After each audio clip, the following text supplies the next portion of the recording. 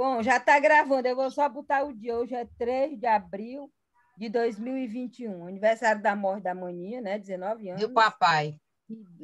102 anos do papai. Aniversário de nascimento. Agora vamos começar a reunião com a Gorete. Eu fico no final com a Luz. Começa agora, eu vou marcar o tempo. Já? Começa. Bom, eu quero complementar um pouquinho o que falei da semana passada, da união da família, e dizendo só isso, que as irmãs da mamãe eram de uma união tão grande que levaram a vida inteira ajudando a mamãe. Bibi, Tatá, tia Livrã e Bibi, até a mamãe morrer, elas ajudavam. Aí eu vou, complementando isso aí, eu vou falar de pessoas que foram muito legais, tanto da família como amigos, nessa história de você ter que viajar para hospedar, para ser uns anfitriões muito bom. Da família, vamos começar pela ordem. A Lúcia, porque é através do cenáculo, né? Eu fui algumas vezes para o Rio de Janeiro, me hospedei no cenáculo. Depois, em seguida, veio o Ramo Luiz. O Ramo Luiz e a Cláudia não dá nem para contar, porque todas as casas onde o Ramo Luiz morou, fora, que ele morava fora, ele hospedava a gente. Era uma coisa assim inacreditável. A começar, Ana, lembra pelo Rio Grande do Norte, Natal, a viagem que a gente foi no Carnaval.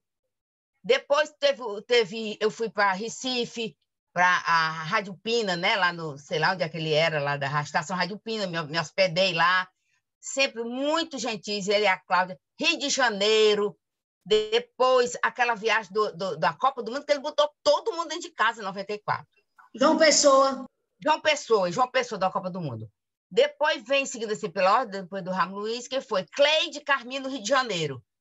Me hospedei lá também diversas vezes. E a Ângela, no Tianguá, fui dar uma aula, a Ângela ofereceu a casa, fora a casa do Percém, que a gente ia muito. A Carminha mesmo agora com essa casa da praia, que ela chama a gente. Então, a família, se eu esqueci alguém, acho que não dá nem para contar, que é o pessoal que a gente... Aí vamos falar de pessoas, amigas e alguns parentes. Aí eu quero começar seguindo uma ordem. 1970, estava esperando o Luizinho. Tinha entrado no DNR e teve uma viagem para Aracaju. E quem morava lá? A Fádua, irmã da Albinha. O que eu conhecia da Fádua? Só de vista, praticamente. Ela foi do hotel, saiu de esqui para lá. Ela me pegou no hotel, me levou para conhecer a casa dela, me levou para a praia para almoçar. Então, são coisas que a gente não esquece. Eu com a barriga para colar. E, por coincidência, o marido dela tinha sido amigo do Luiz, de infância. Depois vem, no outro ano seguinte, quando eu comprei o primeiro apartamento, que ninguém sabe da história, o primeiro apartamento que eu comprei, eu não tinha um centavo de reserva. Eu comprei com o dinheiro do cheque ouro. E estava num aperto louco, apareceu uma viagem do DNR. Vou para o Piauí, tem a Maria. E eu fui me oferecer hospedagem, ficar na Maria. Ela vinha até para Fortaleza, mas passei uns dias lá. A Maria, irmã da Wanda. Nunca esqueci, foi muito bom. Conversamos muito, falava sobre a Calíope e o Titico, já tinha aqueles problemas. Depois daí, deixa eu ver mais quem foi, que eu fiquei assim, boba. Sim, Rio de Janeiro, o povo fala muito do carioca. Eu não falo do carioca. Nós fomos uma excursão, e só tinha eu e o Luiz aqui do Ceará. E atrasou, e eu deixei o Gustavo pequenininho, uma das coisas que eu mais me arrependo na vida. O Gustavo tinha 8 meses, deixei o Gustavo. E louca para voltar. E um dos colegas chamava-se Carrato com a Darcy, o nome dele eu não sei, se o Luiz se lembrar. Ele, quando eu cheguei desesperada para vir embora, ele pegou, me ofereceu para me levar a gente no Santos, como é? Sincero Santos Dumont, no Galeão, ali, uma viagem longa, e foi levar a gente para a gente vir logo embora. Depois vem Mistes e Pro, não dá nem para descrever. Várias viagens de Brasília, hospedava na casa dele. Uma vez o Luiz foi também, ficou tudo lá, dava um jeito. Estava até o tio Miguel. E o Pro ia me buscar no aeroporto e deixar no aeroporto. Ia me levar na ESAF, que era longe que só. Então, aqueles dois são, quando chegava aqui, se eu pudesse, eu saía com eles e tudo. Quem foi mais? Depois da Fádua, Mistes e Pro. Um minuto. Deixa eu me lembrar. Eu acho que agora não tem mais... Não, por último, que eu esquecendo, sem deixar de esquecer. 2007, o Luizinho vai para os Estados Unidos. Eu louca por viagem. Dura, sem dinheiro, mas vou. Aí a Teca chega e diz, não, Gorete, tu não só vai lá para Washington, nem Nova York. Tu louca pro cinema, tu tem que ir em Los Angeles. Teca, como? Eu não tinha dinheiro, a Mariana aqui dando maior prejuízo. O Luizinho teve de morrer. Vai, vou falar com Juliane. Pense, eu não acredito numa pessoa daquela. A menina tirou o filho, deixou o quarto para mim, para o Gustavo, para o Luizinho. Passeou, me levou numa montanha para ver neve. E o que mais? Vem me dar presente. Como se não bastasse, lá vinha ela me dando presente. Uma pessoa espetacular.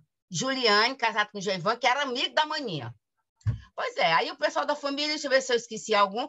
Tia Tereza, já falei muito da semana passada, porque a tia Tereza é uma coisa que não tem. E a tia Mazé. Só que a tia Mazé foi menos, porque quando eu fui foi na casa da tia Tereza. E tia Livran, e não dá nem para contar. Todos tudo muito bom. E a família, e especialmente o que mais me hospedou foi o Ramo Luiz mesmo, né? Que morou em um bocado de canto. E ele e a Cláudia foram sempre muito bons. Pronto. Quem vai? Próximo, quem é? A Ana ou vai para o Luiz? Ana, você é o Luiz da Gorete? O ex da Gorete? Pode ser eu, já ajeitei aqui. Vamos. Espera aí, Ângela. Espera aí, eu já ajeitei, mas o meu também, eu vou compartilhar. Não vou compartilhar a tela, não. É só o da Lúcia que eu vou compartilhar, realmente. É o seguinte, vocês estão me ouvindo bem? Vamos. É o seguinte, eu até conversei com o Raimundo Luiz, que eu vou falar das minhas memórias, começando por Baturité. Eu ia até falar de Fortaleza, mas eu vou fazer uma linha do tempo. Então, quando eu comecei a estudar história, eu escrevi um livro, eu tenho um livro escrito sobre as minhas memórias da minha infância. Aí, eu já publiquei uma casa dos meus avós paternos. Esse aqui eu nunca publiquei, a casa dos meus pais em Baturité. Bom, como ele é muito grande, eu vou ler só uma página, porque é o que dá mais ou menos 5 minutos. Então, tem gente querendo entrar, mas agora eu não vou, não. A casa dos meus pais em Baturité é o seguinte, eu vou ler agora o texto, preste bem atenção. Nos anos 50 do século XX, década da minha infância, morávamos em Baturité, na rua 7 de setembro. A nossa casa fazia esquina com um beco estreito, Cine Beco, que ligava a nossa rua à rua 15 de novembro. Na frente, duas jardineiras altas eram separadas por um batente e a porta principal, adentrando 3 degraus, um corredor comprido que ia até a sala de jantar, 3 quartos à direita e 3 à esquerda, um pátio interno, uma cozinha com um fogão a lenha, um banheiro dividido ao meio e um quintal. O primeiro quarto à esquerda era o escritório do meu pai, birô, radiola, filmadora, projetor, máquina fotográfica, 2 estantes repletas de livros, enciclopédias, revistas O Cruzeiro, seleções, o jornal A Verdade, fotografias, rolos de filmes, discos e outros objetos mais. 2 fotos grandes, separadas por um crucifixo de prata, ornavam as paredes. Em uma delas, via-se meu pai, ainda bem moço, com sua farda de capitão do exército, cap e seu olhar apaixonado e sonhador. Na outra, a minha mãe, linda, com seus cachos dourados, seu vestido preto de renda e seus olhos verdes, translúcidos e serenos, transparecendo sua alma completamente apaixonada. Formavam um belo casal. Uma janela dava para a jardineira e a outra para o beco. E, através dessa, meu pai projetava na parede, do outro lado, para a alegria de todos, os mais maravilhosos filmes de nossa infância. Era o Cine Beco, entrada franca. Resquício do cine que meu pai teve na Rua 15 e que, ao se eleger prefeito de Baturité, vendeu para a dona Emília. O Cine Beco fazia o maior sucesso. Nele assistíamos a alguns curtas-metragens. Lembro-me dos filmes Os Golfinhos, O Balé Aquático. Os melhores e mais esperados eram aqueles produzidos e dirigidos pelo meu pai. Éramos nós, estrelas e astros do cinema, na tela projetado nas ocasiões mais diversas, na cadeirinha de balanço, na cadeira alta, na bicicleta da Lúcia, no velocípede do Raimundo Luiz, correndo na praça, brincando de roda, nas festas de aniversário, nos batizados, com a mamãe, nossas primas, Núbia, Eliana, Vera Regina, nossos primos, Zico, Luiz Aquiles, tios, avós, tia Ananias, tia Rosinha e tia Luizinha. O sucesso era total. Cada um que aparecia aumentava a gritaria. Um dos filmes mudo, em preto e branco, mostrava na cadeira alta a Lúcia com um papel e um lápis escrevendo uma carta para a vovó. Pela leitura labial, ela dizia papai, mamãe e vovó. A maninha, linda de cachinhos, com um lápis na boca, repetia a mesma coisa. E a Edna também, porém mais comportada. Na pracinha dos Correios, a maninha e a Lúcia abraçadas, a Edna chorando. O Raimundo Luiz não se aquietava. Todos nós fomos filmados na cadeira alta. Em outros, a Lúcia tocando acordeon, mas não ouvíamos o som. O papai bem moço, no escritório em Fortaleza, falando ao telefone na casa da vovó Adelina, com as irmãs e irmãos da mamãe. A vovó Adelina, o vovô Lulu, filhos, genros e noras, no passeio público em Fortaleza. Em Baturité, no noivado do tio Nelson com a tia Tereza, o casamento da tia Mazé, e no Colégio Salesiano, a formatura das tias Juca, Tereza e Mazé. Bom, eu vou parar por aqui e na próxima reunião eu continuo. É só isso aí, para não passar dos meus 5 minutos. Certo. Recepciona aí a Fátima, que tentou entrar e não conseguiu. É porque eu estava lendo. Eu já expliquei para ela, já expliquei. Agora mande ela entrar de novo. Já pedi que ela entrasse outra Mas vez. ela tocou 2 vezes, mande de novo, porque eu não pude, eu estava lendo. Ela tocou 2 vezes? Foi, ela tocou 2 vezes para entrar, mas eu não podia parar, né? Porque se eu parasse... Quem vai agora? Depois vai continuar esse negócio aí, vou contar toda a história da casa, mas fica para o próximo. É o Luiz. Agora é o Luiz. Pode chamar a Fátima, Ângela. Chamei, vou chamar outra vez. Diga ela que venha de novo, que eu boto ela para dentro, que eu não pude. Esse negócio chegar atrasado. Pronto, agora pode falar, Luiz.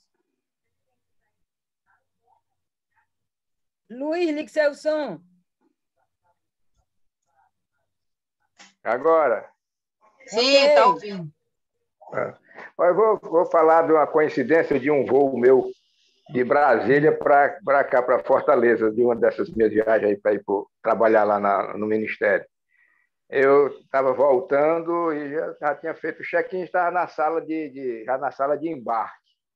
Quando chega a tia Zita, tia Tereza e a Mirza, e vinham também para Fortaleza no mesmo voo. E chega também o Marco Maciel, né, que na época era senador. E aí a tia Tereza foi logo conversar com o Marco Maciel. Mas nesse fato, quando nós embarcamos, não, o avião era o da Gol não, da Transbrasil, e no embarque, né, já depois de tudo, aí o comandante fez a alusão a pessoa lá que era a Mirza, né? Ele disse, olha, na poltrona tal, assim, deu a localização todinha. Eu quero que cante parabéns, porque essa senhora aí é minha sogra. Então, a coincidência era Cita, né? E o comandante do voo ser o genro da Mirza, né? E aí pediu para cantar parabéns nesse voo. Uma história pequena. A outra é a coisa de trabalho também, mas assim, uma coisa de humanidade mesmo. Era na delegacia hoje, superintendência, responsável por tomar posse dos bens da União. O pessoal ficava devendo, então, quando era adjudicado os bens, a gente recebia a carta de adjudicação e tinha que tomar posse dos bens. E numa dessas eu fui tomar posse do bem e cheguei, era uma casa pequena, né, e bati, e quando abri a porta, aí nós nos apresentamos, né, porque era uma comissão. E aí eu me identifiquei e disse que tinha ido lá pegar uma máquina que tinha sido adjudicada para a União em troca do imposto que não foi pago. E aí o camarada olha para mim e diz assim, doutor, é o seguinte, se o senhor levar essa máquina, os meus filhos vão passar fome. Aí eu digo, por quê? Isso não é porque eu só tenho essa máquina para trabalhar. Eu acho que era uma máquina de costurar sapato. Aí eu disse assim, você tem outra máquina? Aí eles têm um aqui, mas está quebrada. Eu não tenho dinheiro para consertar. A única que eu tenho é essa que está funcionando, é o que eu tiro o sustento dos filhos. Aí depois, deixa eu ver essa máquina. Aí eu olhei a máquina, olhei o processo, aí combinei com o pessoal, disse, ó, a máquina não tem número, o processo não tem número de máquina, número de série, nem nada. Então, qualquer uma que a gente levar, vai cumprir o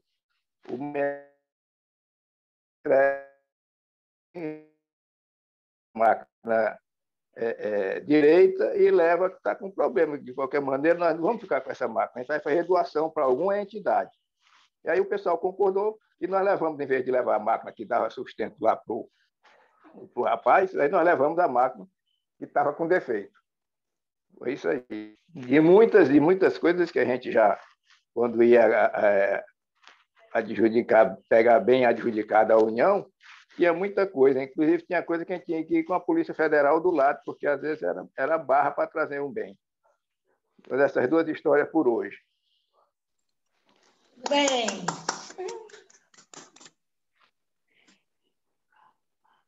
Quem agora? Cleide. Agora é a Cleide. A Fátima não chegou, a Fátima. Ângela, mande a O Fátima. Raimundo Luiz não falou, não.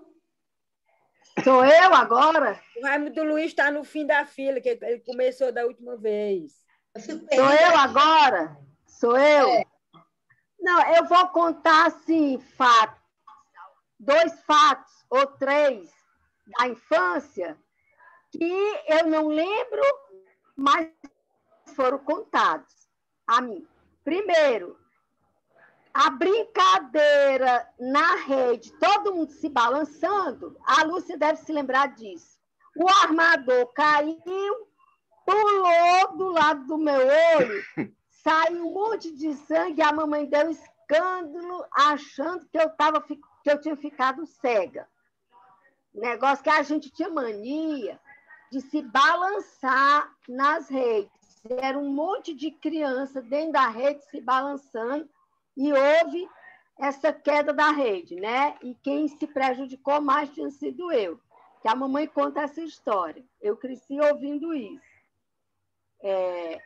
Outro fato também que a mamãe contou e até me deu os versos foi o seguinte: o padre Aloísio Furtado, que era poeta, primo da mamãe, chamado Aires de Montalvo, ele fazia versos. Esse primo da mamãe, padre jesuíta, é filho do irmão do vovô, do tio Vasco, né? E o padre Aloísio tinham vários irmãos. A Zilma, a Suli, a Estela, a Ceci, o Silvio Furtado, o Paulo Furtado, que morreu de um infarto fulminante, e o padre Aloísio Furtado morava em Baturité, jesuíta. E ele, de vez em quando, ia visitar a mamãe, né? A casa cheia de criança, visitar a mamãe. Aí ele fez esses versos para mim. Como é que foram os versos? Assim: quando eu quero algum repouso e um tanto espairecer, vou a um lar onde há crianças para os males esquecer. Surge logo lá de dentro, pula, salta, grita e arromba uma loirinha tão bela que mais parece uma pomba. E então a estovadinha deixa no chão a sunguinha, né? E então a estovadinha deixa no chão a sunguinha. A mamãe disse que o que aconteceu foi isso. O padre Aloísio estava conversando com ela na sala e eu cheguei, que devia ter uns 3 anos ou 4. Eu vou dar minha interpretação. Eu acho que quando eu vi aquele homem de batina conversando com a minha mãe e ela sem dar atenção a mim, eu era uma criança pequena, né? Eu não me lembro. Para chamar atenção, eu tirei as calcinhas. Agora, eu queria perguntar às psicólogas da família, a Sabrina e a Liana, se uma criança de 3 anos ou 4, não sei, tem noção do que é nudez. Porque simplesmente, para chamar atenção, eu tirei a sunguinha. Então, eu não sei se alguém souber me explicar, talvez a Lúcia, né? Se uma criança, naquela idade, ela ia associar alguma coisa, né? De tirar ali a roupa. Mas Ele falou também que você gritava, Cleide, para chamar atenção. Você gritava. Preste atenção no verso. Gritava. Agora também, eu acho que também a mamãe orientava muito as babás para não deixar a gente sem roupa. Ela devia dizer muito, veste a calça, veste a calcinha, tem que vestir a roupa. Ela todo tempo falando, quem sabe eu fiz o contrário para chamar atenção. É só essa a minha história, que eu lembro de criança. Pronto. Cleide, agora quem é? O Roberto vai falar, Cleide? Se não... Roberto, né, ele não quer falar hoje, não. Fátima. Fátima conseguiu entrar? Fátima entrou. Tá aqui. Fátima. Gente, primeiro boa noite, né? Pela segunda vez. Como o tema é livre, né? Cada um, eu não vi a Ana nem a Gorete, que estava tentando entrar e não estava conseguindo. Aí eu só um minutinho. Eu estou falando. Para você ver depois o vídeo, que vai ser gravado, você pode ver amanhã. Certo. E como o tema é livre, eu pensei em falar um pouquinho sobre as casas da minha infância, né? Aquelas casas que eu tenho guardado quando eu era criança. Na minha memória, a casa mais antiga que eu lembro é a de Baturité. Eu não sei quantos anos eu tinha, pessoa de 54, muito pequenininha. Eu lembro que a gente entrava aquela casa do 7 de setembro, né, que tinha aquelas jardineiras, a gente entrava e do lado direito tinha... Depois eu perguntei agora disse que era o quarto grande. Que eu me lembro que aquele ambiente eu lembro demais, porque eu, pulando uma vez em cima da cama, eu levei um corte na cabeça, levei ponto, ainda tem até a marca hoje, e aquilo me marcou muito. É o que eu lembro daquela casa, é aquele quarto, aquela entrada e aquele quarto. Depois eu lembro da casa de Baturité, do vovô, que tinha aquela casa que tinha um corredor muito grande, que ainda está lá até hoje, né? E que, para mim, aquela casa era enorme, o quarto da tia Elisa, né? Então, era a casa que eu... Depois nós viemos para Baturité, eu lembro daqui de Baturité, da casa da vovó, na Tristão Gonçalves, onde a vovó Adelina morreu, e aquela casa onde tinha bem, e eu lembro que o tio Ananias morava na casa do vizinho, e as duas casas eram muito parecidas, né? Tinha aquela entrada, tinha aquele jardim, muito parecidas.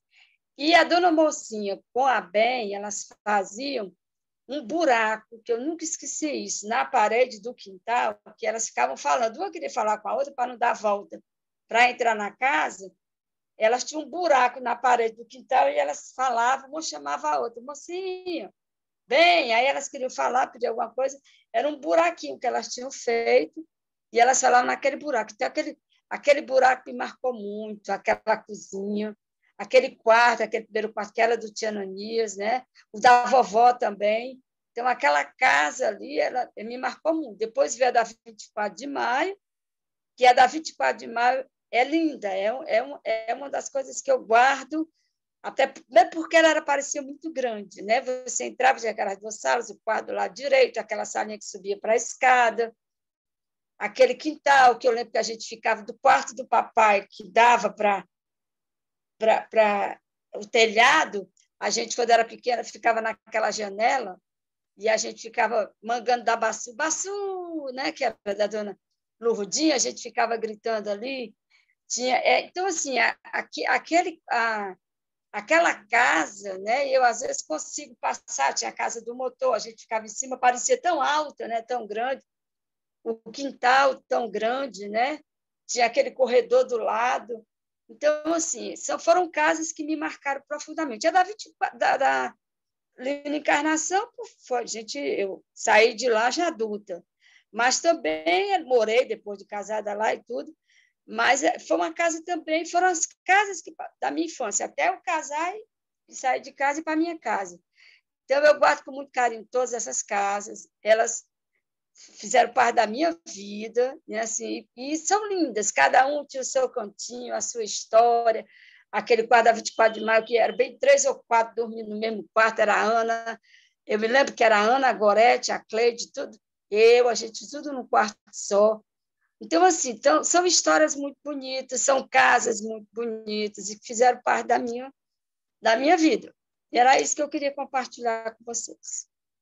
Terminei.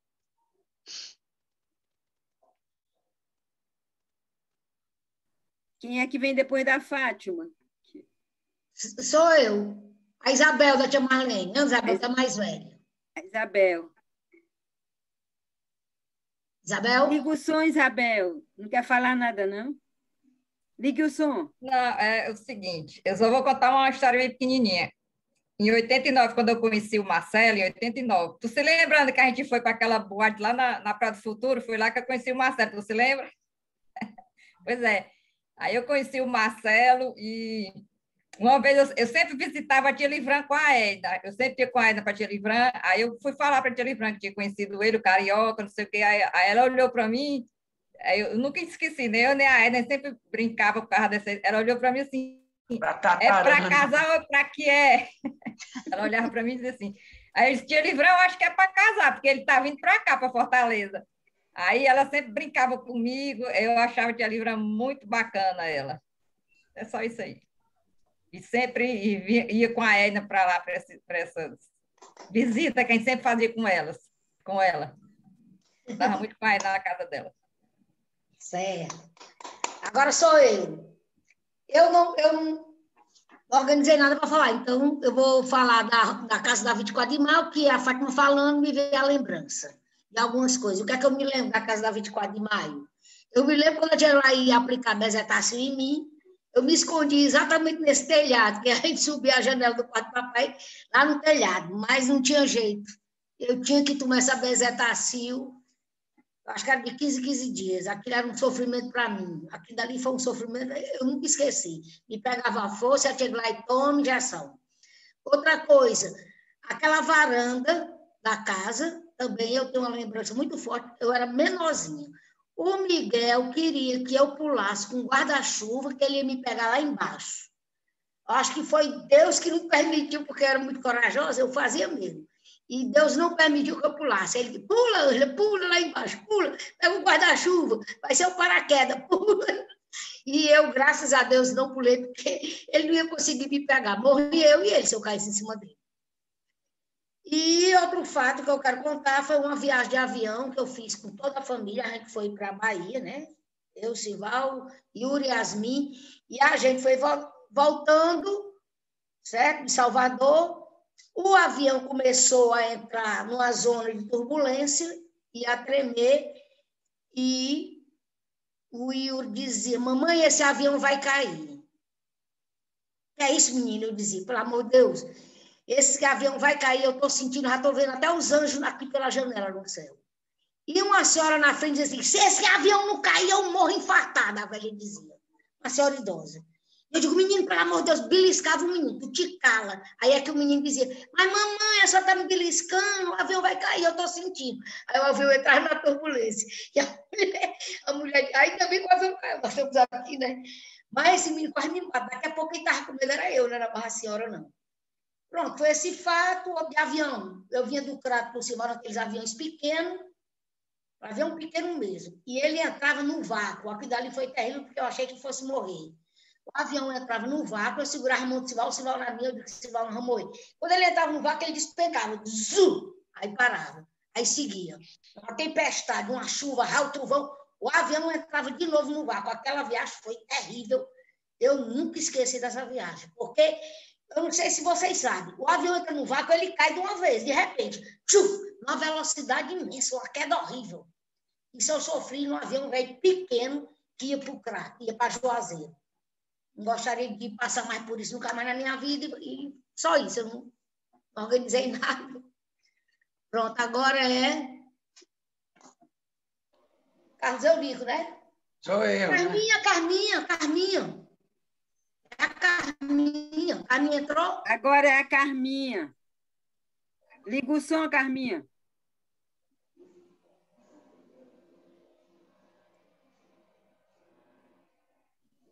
Pode passar. Não estou lembrando de nada. Minha cabeça não lembra de nada, não, hoje. Pode deixar o Carlos falar. Então, se prepare para a próxima. Prepare alguma coisa para você falar na próxima. Pronto, agora... sou eu. Sou eu. Fala, Carlos Eurico, eu vou marcar o tempo. Estão me ouvindo? O tema que eu escolhi são fatos equivocados da ciência. Então, vamos começar. Para muita gente, pterodáctilos, que eram aqueles grandes répteis voadores, eram dinossauros. Isso não é verdade. Na época, na era mesozoica, existiam 3 grupos de grandes répteis. Os dinossauros, que eram exclusivamente terrestres, os plesiosauros, que eram aquáticos, e os pterossauros ou pterodáctilos, que eram voadores. Então, se alguém disser que pterodáctilo era dinossauro, está errado. O outro fato equivocado é que, devido ao movimento de rotação da Lua em relação à Terra, a Lua sempre mostra a mesma face para a Terra. Essa face é o que faz com que tenhamos aquelas fases da Lua. A face oculta da Lua também é iluminada. Por isso que é errado dizer que a face oculta da Lua, o lado oculto, é o lado escuro. Não é. Não existe lado escuro da Lua, existe o lado oculto, que nunca é mostrado para o planeta Terra. Aí o próximo fato é que a Lua não é a única responsável pelo movimento das marés. Por ela estar muito mais próxima do que o Sol, ela tem uma influência maior. Mas o Sol também contribui com as marés. Orca. Todo mundo ouviu falar que orca, ela é chamada de baleia assassina. É outro erro, é outro equívoco. As baleias verdadeiras não têm dentes. São os balenópteros ou misticetos. Elas têm cerdas. Os cetáceos que têm dentes são delfinídeos. Então, a orca, por ter dente, ela pertence à família dos golfinhos. Ela é um grande golfinho. Ela não é uma baleia. Um outro equívoco. Acrescentar sal na água faz com que ela ferva mais rapidamente. É errado, é o contrário. O sal faz com que o ponto de ebulição da água, que é 100 graus, aumente, passe a ser acima de 100 graus. Então, isso faz atrasar, certo? A fervura. Então, acrescentar sal à água não faz a água ferver mais rápido, faz ela demorar a ferver. O próximo, que a quantidade é grande, eu estou escolhendo. Por exemplo, todo mundo ouviu falar que as moscas só vivem 24 horas. É outro equívoco. Todas as espécies de moscas vivem entre 20 e 30 dias. Não existe nenhuma espécie de díptero de mosca que só viva 24 horas. Então, é outro equívoco. Um outro, os girassóis, né, que nós chamamos, não são flores compostas, não apontam para a direção do Sol. Elas sempre apontam para o leste, só que o Sol nasce no leste. Mas elas continuam apontando para o leste, mesmo quando o Sol não está mais lá, está se pondo. O outro equívoco é a gente achar que nós só temos 5 sentidos. Nós temos a propriocepção, que é o sentido de nos percebermos, de sabermos onde estão todas as nossas partes. Oi?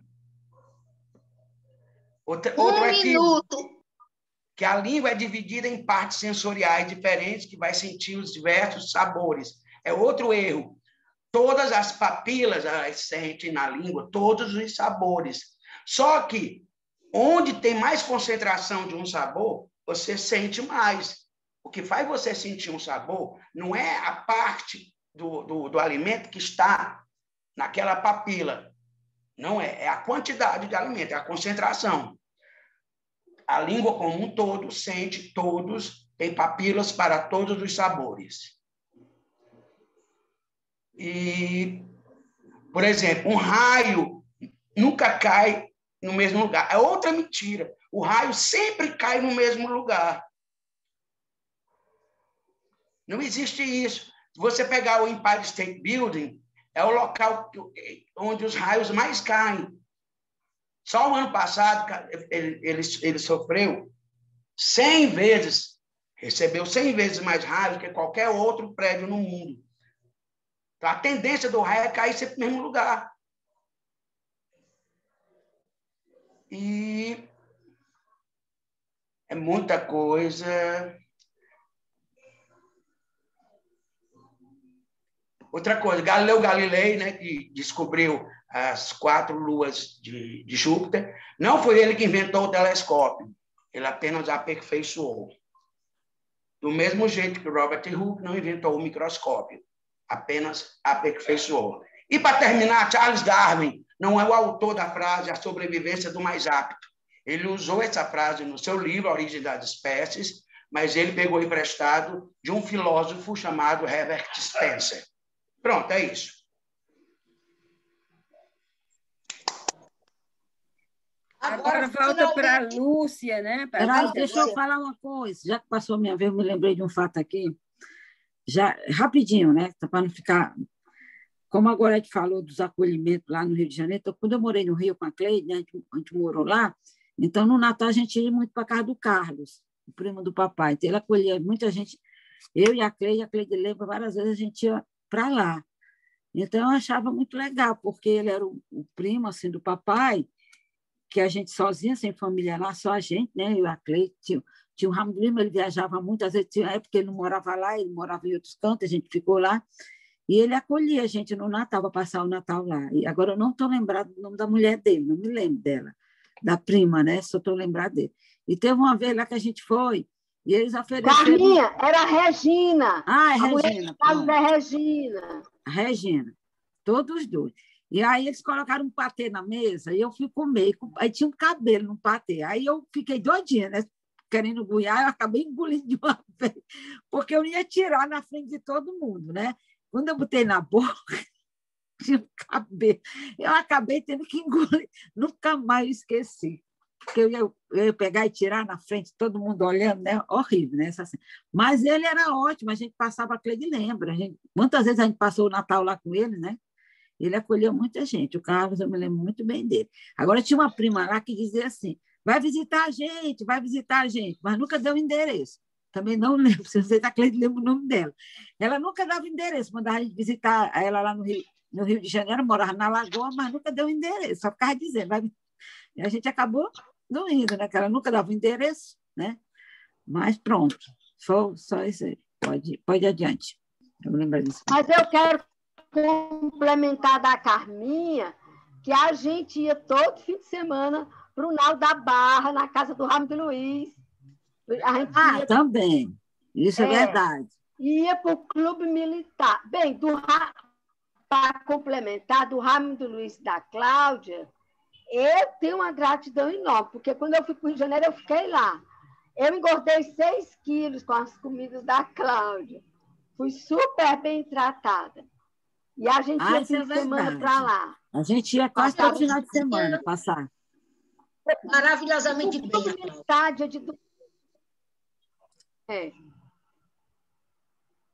Agora é a Lúcia, né? Para depois ir para o Raimundo Luiz. Lúcia, liga teu som. Espera aí que eu vou compartilhar a tela. Espera aí, eu vou compartilhar a tela. Olha, quem tiver com o som ligado, desligue. Pronto, eu já liguei. Espera aí, eu vou compartilhar a tela, Lúcia. Só um minuto. É o seguinte, enquanto você compartilha, eu vou só te explicar que eu, graças a Deus, eu consegui terminar essa pesquisa sobre teoria. Hoje já vou encerrar, né? Porque Já está com muito tempo, mas foi muito trabalhoso. Eu cheguei a ligar até para o cemitério para saber se o filho dele estava enterrado lá no São João Batista, só para vocês terem uma ideia.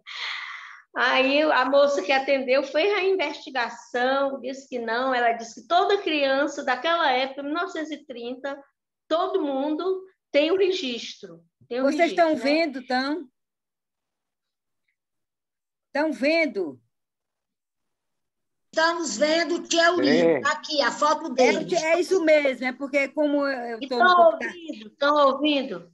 Pronto. Também, então tá bom. estamos ouvindo. Pronto, Lúcia, pode falar. Então, como eu vou encerrar hoje, eu fiz uma pesquisa assim, sobre o necrológio dele, né? A Ana vai subindo, porque não dá para ver, não? Não, ali assim, os pontos importantes do alto necrológico teórico, né? Que dá para a gente conhecer ele. Ele tinha uma grande espiritualidade e fé cristãs. Era uma pessoa muito religiosa, mística. Pode dizer até que ela era uma pessoa mística.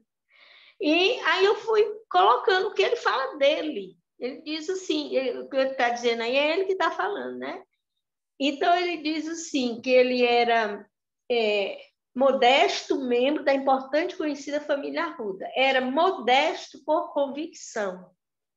Então, aí eu comentei embaixo, né? Quer dizer, ele era simples, humilde, despretensioso. Depois, se der tempo, eu falo algum outro ponto aí. Ele diz também que ele era amigo, especialmente dos pobres e infelizes. Então, isso daí significa que ele realmente ajudava os pobres, porque ele não cobrava quando ele defendia o pessoal. Ele trabalhava com advocacia criminal. Então, ele defendia as pessoas e não cobrava, porque a pessoa não podia pagar, era pobre, né? Terceiro, seu ideal religioso era não morrer sem os últimos sacramentos da igreja. Ele era de uma fé ardentíssima na Santíssima Virgem, em quem confiava ilimitadamente.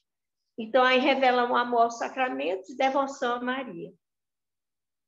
Depois ele fala essa coisa do sofrimento, que ele diz assim, no sofrimento desejava que a graça da resignação não lhe faltasse, pois julgava sempre que o sofrimento era necessário ao homem e o melhor meio de purificação das faltas que se comete neste mundo. Em suas preces, o que sempre pedia para si e para os que estimava era sofrimento e resignação. Significava isso, que ele queria sofrer, né? Pedir essa resignação, não ficar revoltado, desespero. Mas sofrer com coragem, esperança, contando com a graça e a força de Deus. Número 5, percurso de vida cheio de desilusões. Era um desiludido desta vida e muito preocupado com as coisas eternas. Relativizava as coisas deste mundo passageiro e valorizava os bens eternos. Isso aí era muito claro na vida dele. Né? 6, gostava muito de orar sem exibições. Significava que ele possuía o dom da oração contemplativa. Gostava de orar, meditar, né? 7, respeitava religiosamente as crenças alheias. Era tolerante, respeitava a opinião dos outros, quando diferente das suas. De aspecto raramente tristonho, ele falando, né? Procurava sepultar na própria alma as decepções, as quais julgava necessárias para os primeiros passos de seu aspirado aperfeiçoamento moral. Isso aí, o que está entre aspas, é o que ele diz. Aí eu estou comentando embaixo, né? Ele era geralmente alegre, otimista, corajoso, não se deixava abater pelas decepções da vida. 9, ele falando dele, né? Entre aspas, espiritualmente julgava-se convictamente mais beneficiado do que merecia. Sabia reconhecer os dons e as graças que havia recebido de Deus. E 10, era devotadíssimo à família. Ele falando dele, né? E nela depositava toda a amizade terrena que possuía. Aí eu comento, amava e valorizava a sua família e sentia-se muito unido a ela. E 11, que é o último, né? Ele falando diz: pedimos ao Altíssimo para que releve as fraquezas humanas por intermédio de sua santa e querida advogada, que é Maria Santíssima. Ele se reconhecia pecador, né? Porque ele pede a Deus para não levar em consideração as fraquezas humanas. Confiava no perdão, na misericórdia de Deus. Então, é uma pessoa muito religiosa. E agora eu queria só comentar o primeiro ponto, né? Número 1. Quando ele diz assim, ele era modesto por convicção. Porque o tio Eurico, ele foi um dos irmãos do vovô, do pai Arruda, né? Que um dos filhos do pai Arruda, né? Que custou muito assim. Ele só foi terminar a faculdade com 39 anos, né? Quer dizer, ele morreu com 39, foi o ano que ele estava terminando. E ele nunca teve aquela projeção dos outros, assim, ele não tinha dom para comércio, de jeito nenhum. Os outros, todos eram comerciantes, né? O tio Danias, então, né? E o tio Jeremias ficaram ricos, né? Com essa questão do comércio. E ele não tinha, ele era intelectual. Mas ele não tinha essa ambição de se projetar, de ter muita coisa, porque ele fazia o que ele gostava, e aquilo que ele gostava de fazer não dava dinheiro, né? Que era dar aula, era professor, mas ele não cobrava dos alunos, era muito sem pretensão, né? E ele diz isso aqui, era uma vida cheia de desilusões. Por quê? Porque quando ele ia trabalhar em alguma coisa, não era aquilo que dava para ele ter uma profissão, ele ia mudando, aí foi para a faculdade de medicina, não deu certo, queria ser médico, mas viu que não era aquilo, aí voltou para ser advogado, fazer a faculdade, né? Então, ele foi sempre uma pessoa muito humilde, assim, muito modesto, como ele diz aí, né? E isso também é muito importante, porque ele não valorizava muitas coisas, como ele diz aí mais embaixo, né? As coisas assim, dessa vida, mas colocava a sua confiança no amor de Deus, nas coisas eternas. Então, foi uma pessoa muito religiosa mesmo. E essa coisa aí da família, muito importante, que eu achei que ele diz, ele falando dele, né? Era devotadíssimo à família. E aí eu estava vendo assim que foi isso que ele fez a vida toda, que o papai se encantou com ele, porque ele tratava os sobrinhos. Ele disse que nunca casou lá no necrológico, mas ele foi um eterno titio. Foi um eterno titio, quer dizer, ele era aquele tio que amava os sobrinhos, que comprava bombom para os sobrinhos, que agradava. O papai disse que sentia que ele era boníssimo, que ele tinha esse jeito, assim, né? E em relação à família, a tal ponto, né, que ele nunca contrariou ninguém na família, apesar dele querer aquele casamento, que a família não queria ele acolheu isso, não contrariou, não foi contra, assim, não teimou que ele poderia ter casado com ela, mas a família não queria, ele ficou, né, esperando até o momento que desse certo, né? E aí, é isso que eu queria dizer do tio Eurico, e realmente ele foi uma pessoa que eu tenho uma grande admiração, né? Porque além dele ter sofrido muito, porque ele foi papai lido no livro, sofreu muito, e a gente vê que ele sofreu, mas que ele sabia que estava sofrendo com tudo aquilo, né? Com a dependência química, tudo, mas ele pedia a graça da resignação, né? Sofrer sem desesperar, com coragem, esperança. Então, acho um testemunho muito bonito dele. Acabou. Agora é o Raimundo Luiz. Estão me ouvindo? Sim. Bem, eu, como já disse na live da semana passada, o que é que eu estou fazendo? Estou contando os fatos mais importantes que aconteceram desde a minha infância, né? E eu vou crescendo cronologicamente, certo? Então, eu vou passar para 1955. 1955, a Lúcia até já tinha feito um comentário a respeito, que as três meninas, a Lúcia, a Maninha e a Edna, iam sempre visitar o Chichico e o Edmundo nos Jesuítas, juntamente com a Wanda, a Maria, todo mundo, eles subiam ali para os Jesuítas. E o meu sonho, eu tinha 6 anos de idade, o meu sonho era ir junto, né? E então eu pedi à mamãe, mas a mamãe não deixava, me achava que era muito pequenininho e não deixava. Aí chegou uma certa vez que elas foram, eu aperriei tanto que eu me lembro perfeitamente. Eu estava lá naquela sala de jantar, certo? Quando eu falei com a mamãe, chorei, pedi, aí ela disse, tá bom, eu vou conversar com seu pai, conversou com ele, e acabaram autorizando, chamaram a Lúcia, a Maninha, para vocês vão tomar conta aí do Raimundo Luiz, e ele vai. Então a minha alegria foi tão grande, que eu saí correndo, feito um louco, para se vestir, né?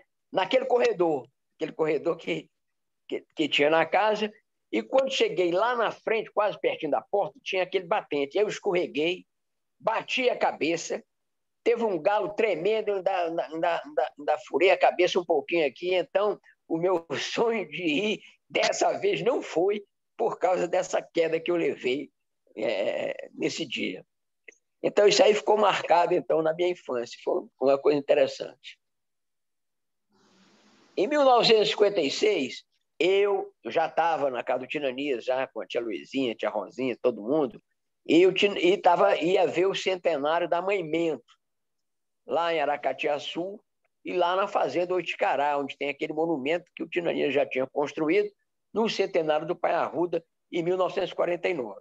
Já era em 56, então eu era pequenininho, mas aí eu fui. Pedi o papai acabou autorizando, e eu fui com o Tinanias, a tia Rosinha e a tia Luizinha. E eu tenho uma lembrança muito interessante dessa época, é que em Aracatiaçu, os homens sempre dormiam separados das mulheres, né? Mas me colocaram, eu era muito chegada à tia Luizinha, tudo era com ela, era tudo, era que lia livro para mim, a gente era muito chegado. Então me colocaram num quarto, lá no fundo, com um pessoal todo desconhecido. Aí o que é que eu fiz? Eu cheguei à noite e disse, olha, tia Luizinha, o negócio é o seguinte, eu estou vendo uma alma. Eu estou vendo uma alma. Aí a tia Luizinha foi lá para o Tinanias e disse, olha, ele não pode ficar naquele quarto, que ele está vendo alma lá, entendeu? Aí foi a forma de arranjarem uma rede para eu dormir lá no quarto pertinho da tia Luizinha. Essa é uma coisa também que ficou na minha lembrança. Outra coisa da minha infância, e essa me marcou muito realmente, foi um trauma que eu tive. Em 1957, o Itapiúna, ele pertencia a Baturité.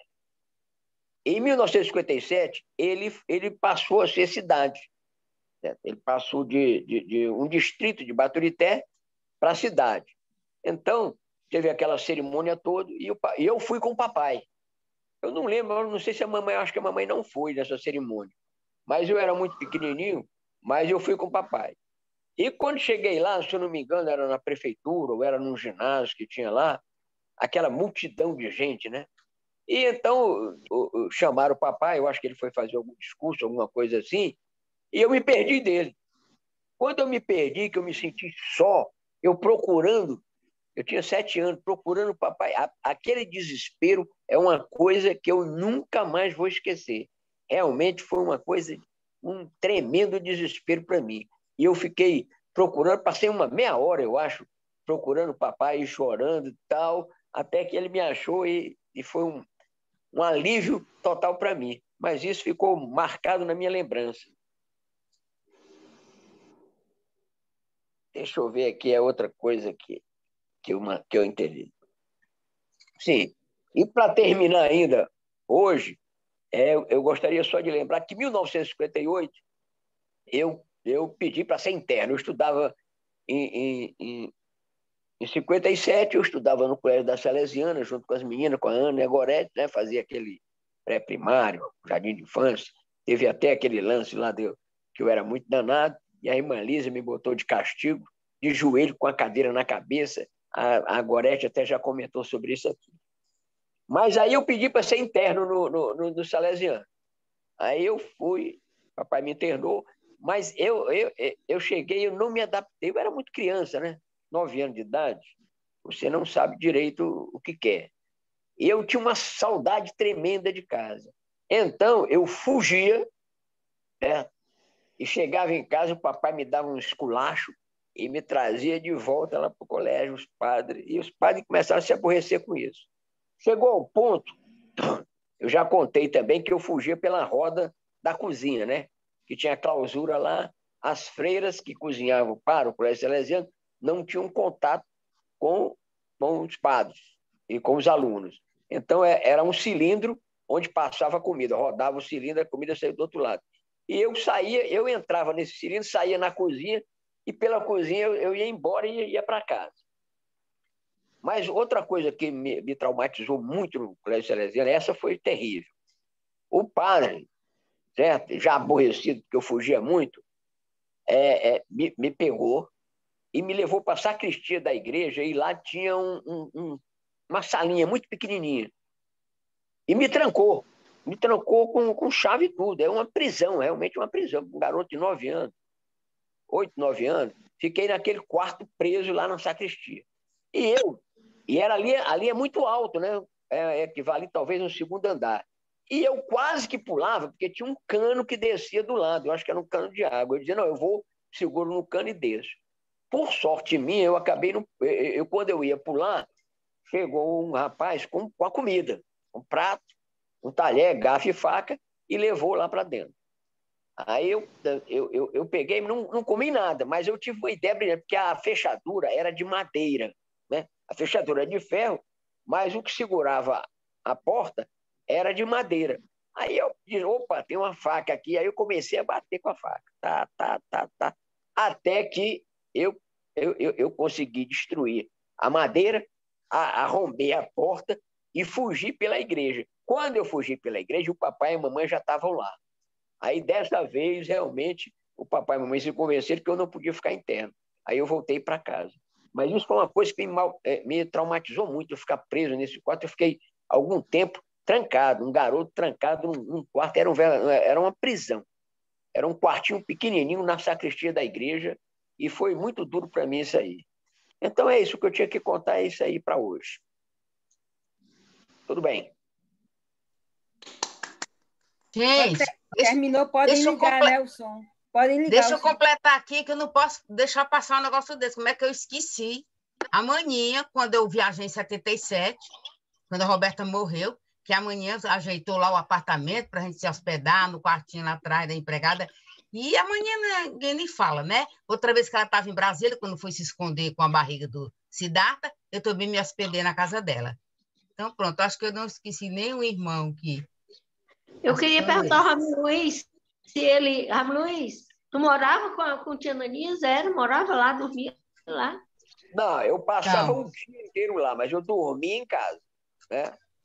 Eu raramente dormia no Tia Ananias. Eu não lembro de ter dormido no Tia Ananias. Eu me lembro que eu sou mais velha. Eu me lembro que tu dizia que o pessoal falava muito que tu era criado pelo Tia Ananias, né? Era o filho era tio mesmo. Agora o pessoal falava. Agora eu e a Gorete passamos várias férias lá. E muita coisa para contar, porque a gente tinha 12, 13, 14 anos. Passava as férias. Agora, Lúcia, tem um detalhe. Criado não, porque a mamãe não dava filho. Não tinha nem perigo da mamãe dar. Não tinha mas eu passava o dia lá. Perigo. E a mamãe não gostava disso, não. Eu passava o dia lá. Agora, eu dormia sempre em casa. Eu não me lembro de ter dormido no Tia Ananias. Agora, quando ia de férias, sim. A gente ia para São Miguel, aí tudo bem. São Miguel, para o Mari. Nós passamos muitas férias no Mari e no São Miguel. Aí, realmente, eu ficava lá direto, mas era nas férias. Durante o período escolar, eu ia muito lá, né? Até estudava com a tia Luizinha, tudo, mas esse período de criança. Nessa época, eu tinha 5, 6, 7 anos. Até um pouco mais. Eu acho que durou isso aí até 58 e 59. Quando chegar na fase da adolescência, eu vou contar as histórias da casa do Tia Ananias. Da casa do Tia Ananias, que eu várias vezes passava as férias lá, eu e a Gorete. A casa da vovó também tem centenas de histórias. Eu tenho várias histórias. Tem muita história também. Inclusive folclores magníficos, né, da casa da vovó. Também é outra, que a gente já passava as férias também.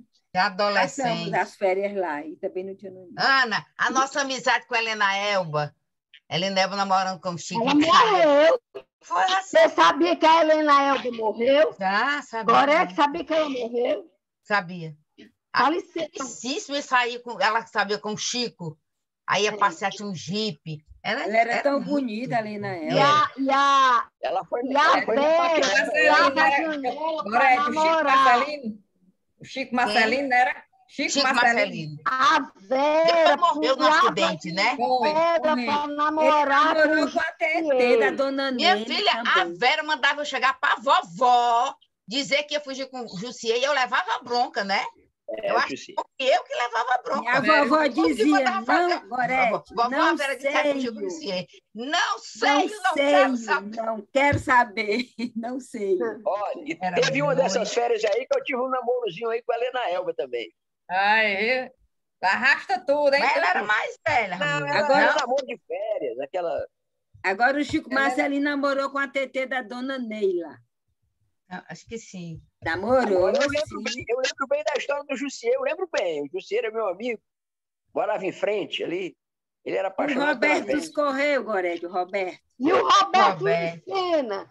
O Roberto Lucena também. Olha, Ana, o Zé Brito era... Zé Brito não, era o Oscarzinho. Aquele que tinha um olho eu verde. Eu namorei com 3, era o Miguel, o Oscarzinho. Não é Elton, não o nome dele?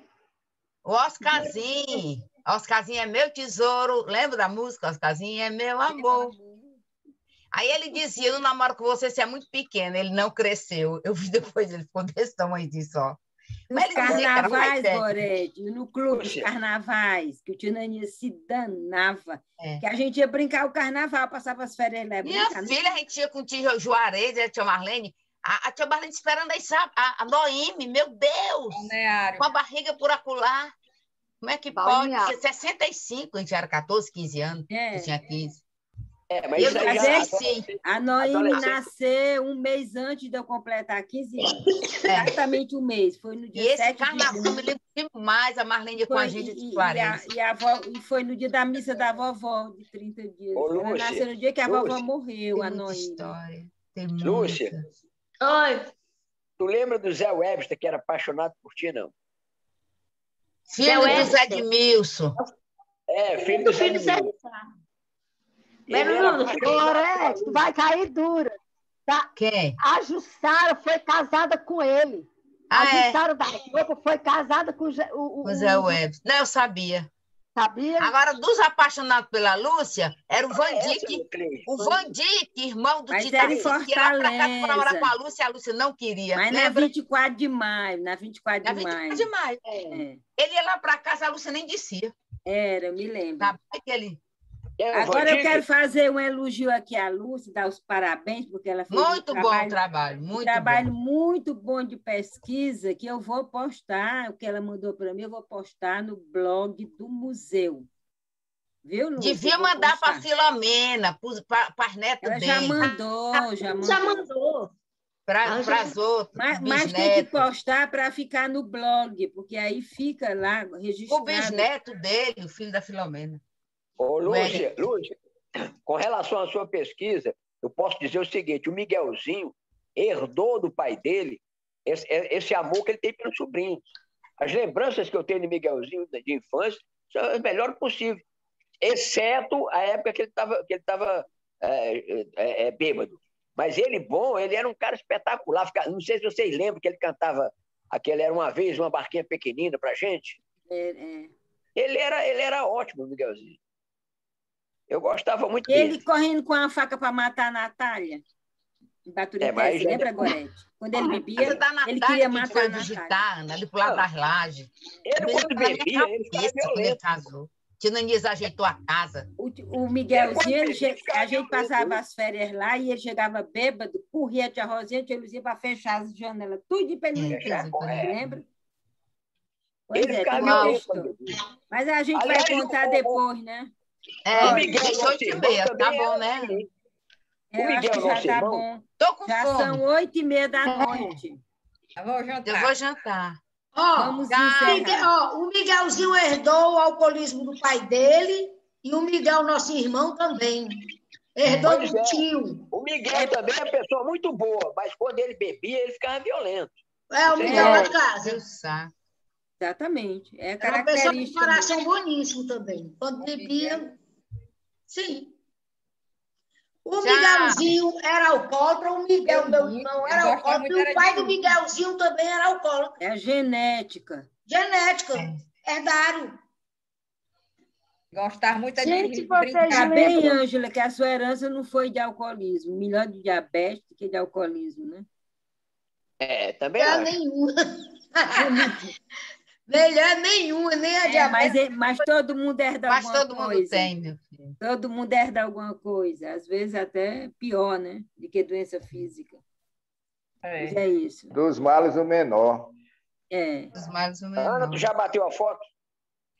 Raimundo Luiz, É o seguinte, eu vou pedir... peraí, deixa eu falar só uma coisa. Jana, Raimundo bate Luiz, aí, Jana, porque é o seguinte, eu só vou dizer, eu saí do computador grande, eu estou no notebook novo, pequeno, eu ainda não estou familiarizada aqui com os botões, e essa reunião só aconteceu porque eu recebi esse notebook agora, até a Jana que encomendou, porque o outro computador já estava travando, ele travou uma vez, e aí agora travou, mas eu vim para cá e deu tudo certo. Eu estou vendo todo mundo igualzinho, né? Porque o notebook é igual um computador. Mas... eu uso notebook, Ana. O meu é notebook. Eu sei, mas o meu é bem. novo e eu ainda não estou familiarizada com as teclas, que são diferentes do meu outro, que eu sabia exatamente fazer print.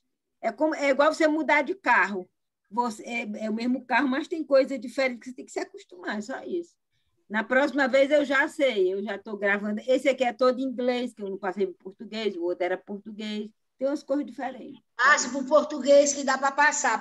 Não, mas eu já sei tudo decorado. Isso aí eu já sei. Deu certo, né? O problema é que eu tive que copiar no pendrive Qual é o para botar tema da nesse. próxima semana? É livre? É a mesma coisa livre. Agora, quem é que vai ser primeiro na próxima semana? É a Gorete, né? Porque hoje fui eu. Mas eu troquei. Se tu quiser, eu troco. Tu fica sendo. Não?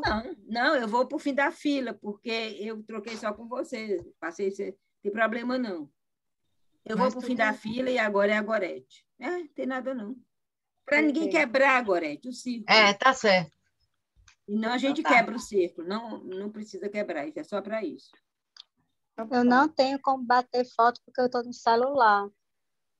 Não aparece todo mundo. Eu vou tentar aqui. Peraí, eu vou atrás dessa tecla aqui. Print. E diz qual é a tecla que eu procuro no meu? É print, né?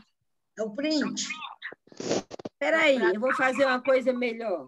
Eu fazia antigamente, que dá certo também. Peraí. Mas o print você dá em qualquer hora do filme. Pode não? Ei, Luiz, aparece. Não, eu vou fazer aqui mesmo. Dá certo também, dá muito certo.